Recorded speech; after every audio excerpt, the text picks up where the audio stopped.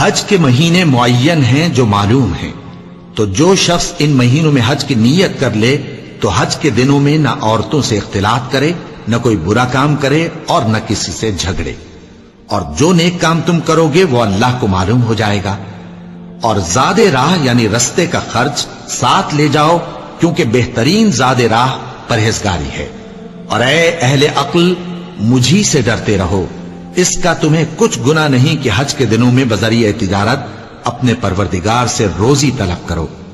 اور جب عرفات سے واپس ہونے لگو تو مشعر حرام یعنی مزدلفہ میں اللہ کا ذکر کرو، اور اس طرح ذکر کرو جس طرح اس نے تم کو سکھایا، اور اس سے پیشتر تم لوگ ان طریقوں سے محض ناواقف تھے۔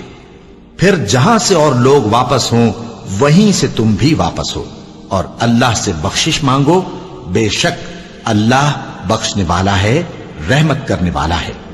پھر جب حج کے تمام ارکان پورے کر چکو تو مینا میں اللہ کو یاد کرو جس طرح اپنے باپ دادا کو یاد کیا کرتے تھے، بلکہ اس سے بھی زیادہ۔ اور بعض لوگ ایسے ہیں جو اللہ سے التجا کرتے ہیں کہ اے پروردگار، ہم کو جو دینا ہے دنیا ہی میں دے دے، اور ایسے لوگوں کا آخرت میں کچھ حصہ نہیں۔ اور بعض ایسے ہیں کہ دعا کرتے ہیں کہ پروردگار ہم کو دنیا میں بھی نعمت عطا فرما اور آخرت میں بھی نعمت بخشیو اور دوزخ کے عذاب سے محفوظ رکھیو۔ یہی لوگ ہیں جن کے لیے ان کے کاموں کا حصہ یعنی اجر نیک تیار ہے، اور اللہ جلد حساب لینے والا ہے۔